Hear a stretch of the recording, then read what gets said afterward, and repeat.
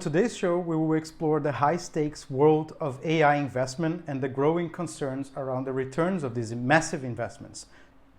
I'm Daniel. And Matheus. And this is the Human AI Experience. We'll be right back.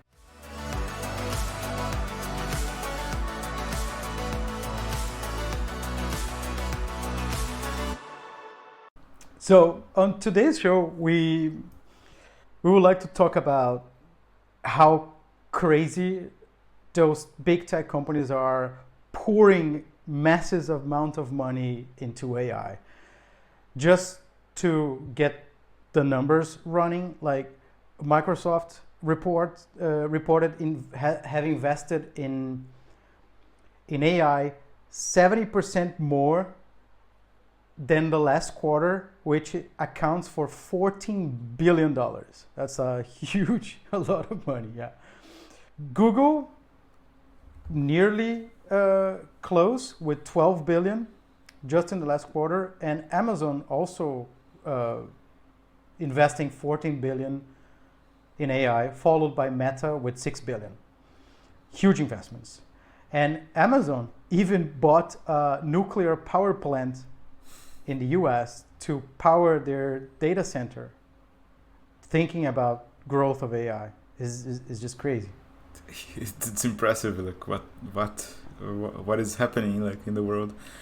And I think it's interesting, the movement of Amazon, because if you think about how the impact it is in like using energy and power these machines, so it's an interesting movement. Yeah, to the point that a tech company buys a nuclear energy power plant it's crazy where we are at the moment.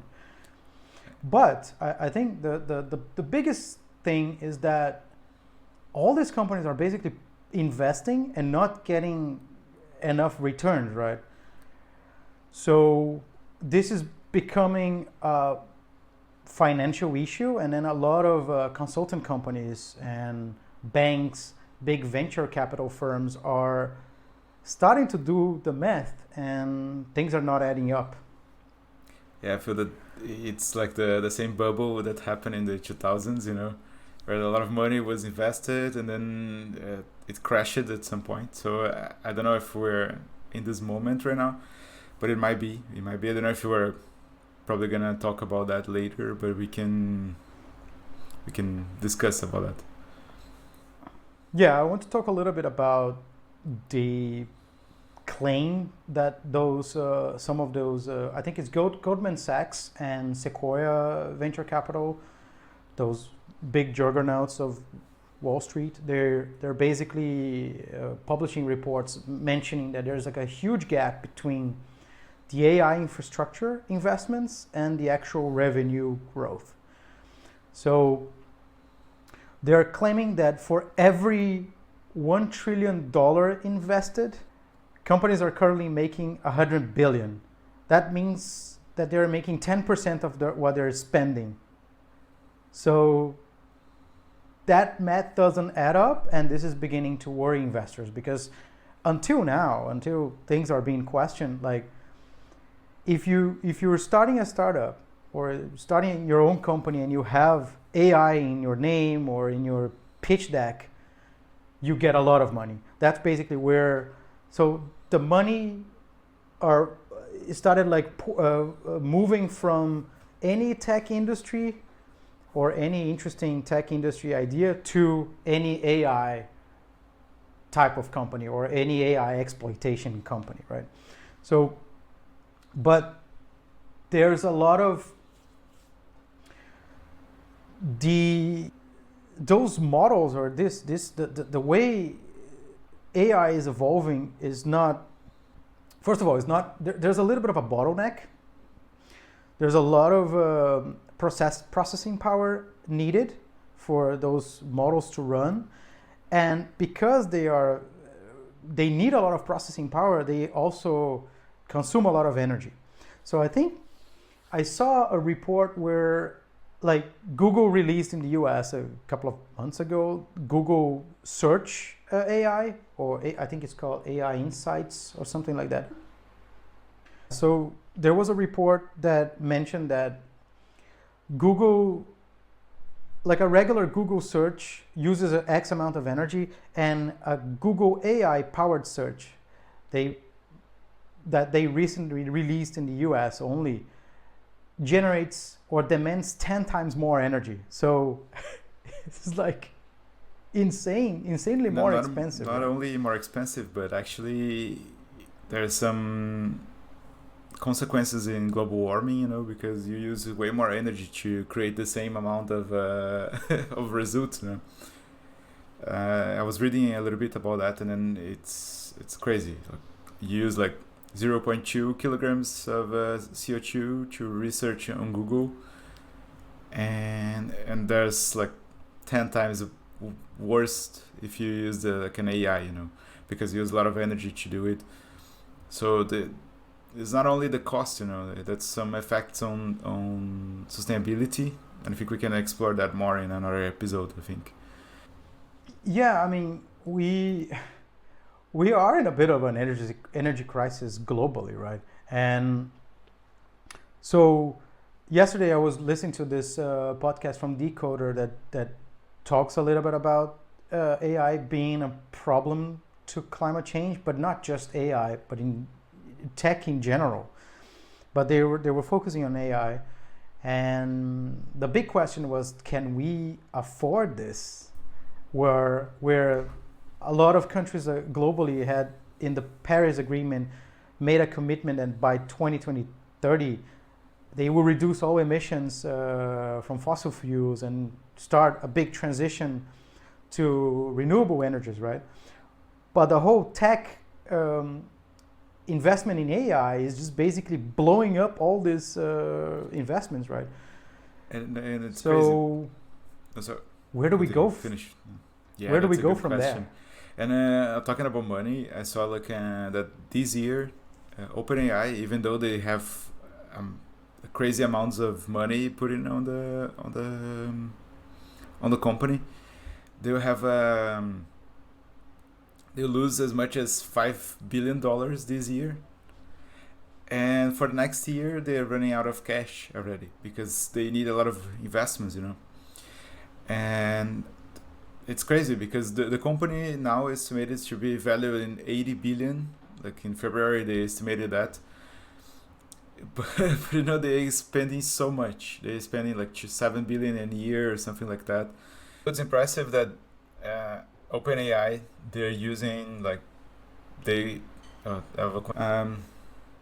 so actually I was impressed. I think there was a release this month or last month about a ChatGPT and OpenAI, and what says is that they're gonna lose like 5 billion this year in revenue. So they are having a massive loss, you know, like in this, and they're running out of money. They're running out of money, so the money that they will plan to spend for the next, they only have like for the next 12 months. So I think Sam Altman is kind of looking for more investors to make the company grow. And the amount of money that they are putting in training AI, it's like crazy, you know, like a lot of billions of dollars are running into training the AI. And the question is like, does it worth like to invest that much money, and how are they gonna do it, this money to become a profitable AI, you know, or a profitable source? Even though they're a billionaire company, you know, they are generating billions every year. They're using more money than they are actually entering in the money flow. So yeah, I think you can make a comparison with the beginning of Netflix. Netflix had this promise that they would revolutionize streaming, and then for years they operated on a loss.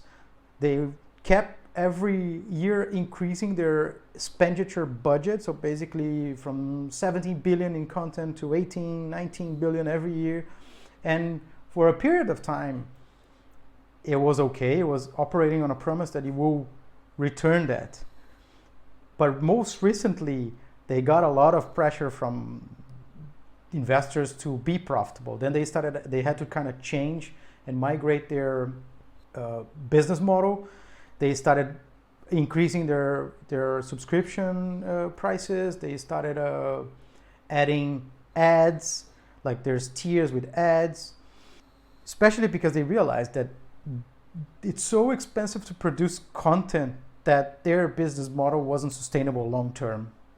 So they had to kind of like lower and be more and adjust to that reality. And I'm not 100% sure if they are still 100% profitable. I think they still might be running on a promise that they will be better. Yeah, you can make that parallel with AI. They're basically burning cash with the promise that they will be revolutionary at some point.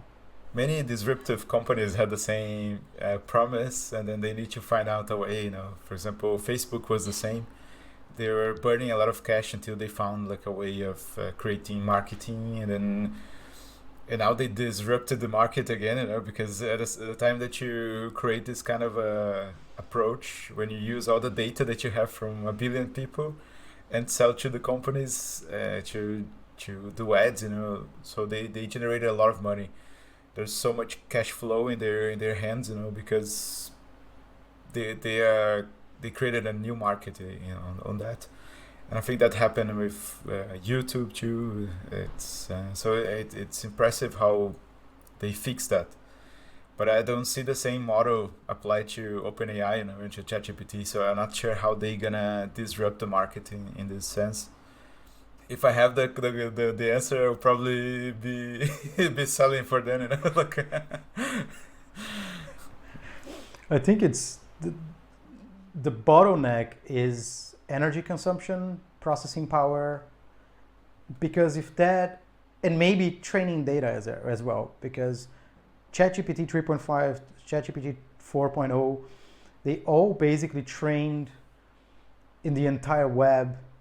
So there's not that much more data to train unless paid or paid wall companies or news outlets. So I know they have been closing deals with a lot of news companies to be able to access their database and their source of data, but I don't know if that's enough to make ChatGPT 5 be revolutionary as they're promised, for example. I think the revolution that they're expecting is more in the sense of the AI search.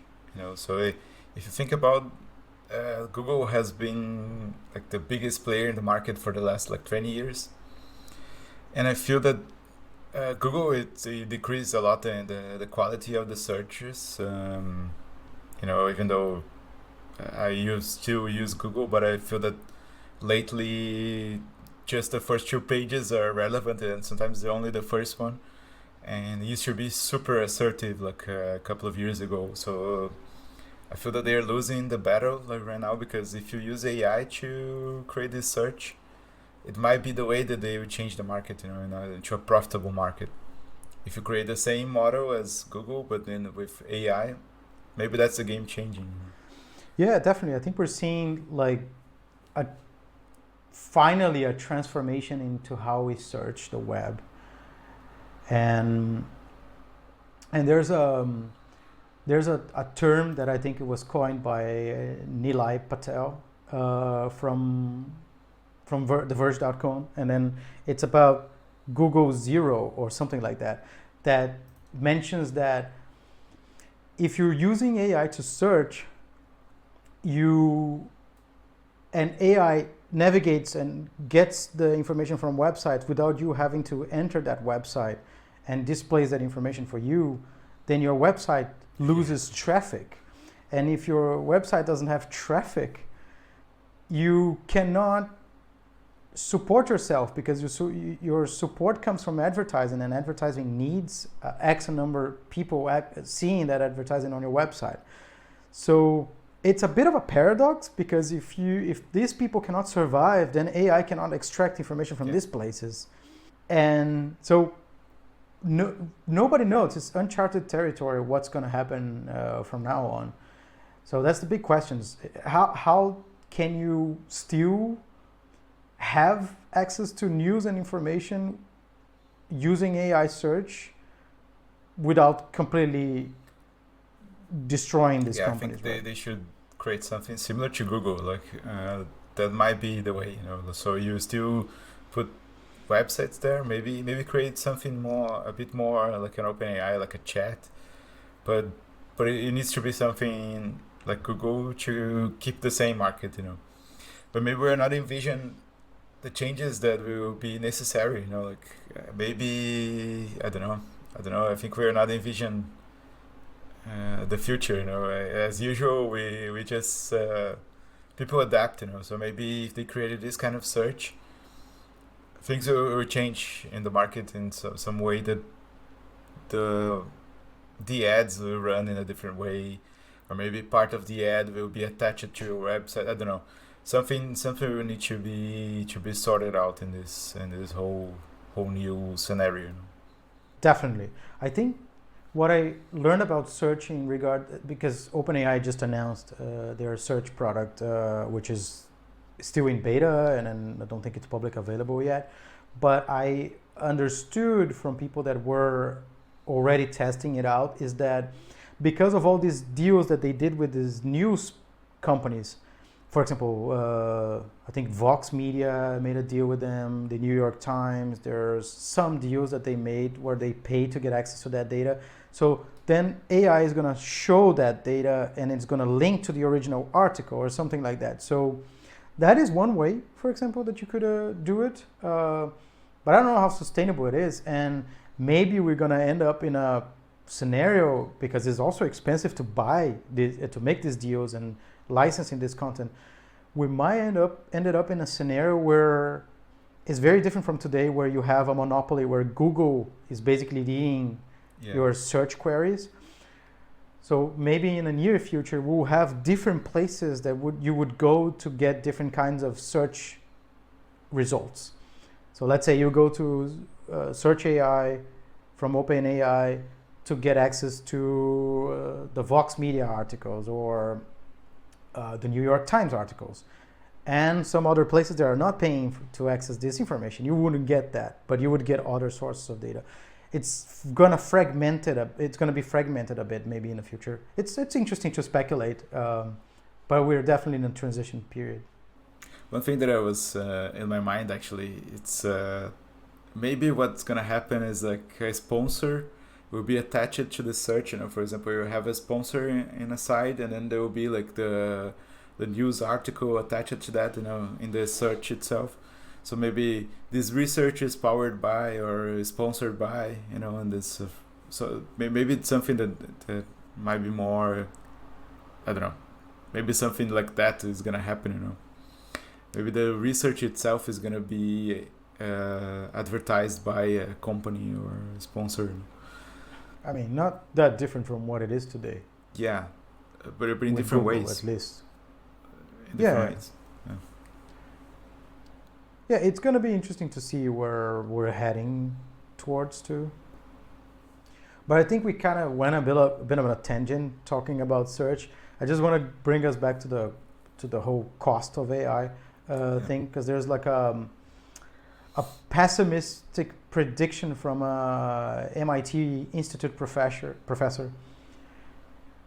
Daron Acemoglu or something like that. So basically, he predicted that the promised AI productivity gains Wall Street and all the tech giants are expecting won't happen like they think it will. So basically, he forecasts that AI will increase US productivity by only 0.5% and GDP growth by only 0.9 over the next decade. So I don't know if I'm that pessimistic, because things can evolve pretty fast, but let's see. Yeah, but what are your thoughts? Yeah, I think that to be honest, I kind of agree with this professor. Maybe the results that everyone is talking are too much optimistic, and they're thinking about the best scenario of AI, you know, where productivity will enhance a lot and we will have a lot of good stuff, you know, happening. and new and big stuff, So that's the prediction. I think if you think about it, if you increase 4% of GDP, like it's a lot. So I believe AI is not that powerful as they are selling it, for now. And it might take like decades to get in the power of changing the industry in a row, Because what I see right now is like the power of the tools that we have. They can increase a little bit our productivity. They can increase what we can show to the clients, like the use that we can do, like to enhance a text or enhancing research. I don't think that the tools that we have right now, they are revolutionizing so much the way that we work and the way that we are producing stuff to increase the GDP to 4%, So I think it's increasing the productivity right now, but not in levels that can like explode, Yeah, and that basically leads me to what most of these analysts are arguing, right? Is that AI is expected to solve extremely complex problems to justify the high costs, which it's currently unable to do so. Of course, this will, I think the sentiment, the overall market sentiment is that it will pay off at some point, all this investment, right? But there is a potential bubble. And experts also argue that no killer applications of AI have emerged. So there's not like this particular app that is a productivity, like this. There's not a killer app that can drive or they can generate this optimism, right? So, but yeah. I think for now, like what we have, the tools they are like assistants, like or an intern for you, for example. So you ask some stuff, and then they generate like some materials that we still need to curate, or still need to take that material, understand, change some stuff, and then make it better, and then give to the client, Yeah. So yeah, just to summarize, Sequoia, I think, published like this article that it's called, maybe it's a bit clickbaity, but like it's called the 600 billion cost of AI or something like that. Yeah. And that basically does the math that we talked about, that the costs are way too high to be even able to predict when you can get that back in the near term. So yeah, we're gonna see what is the implication, what's gonna be the implications for money investments from now on in AI.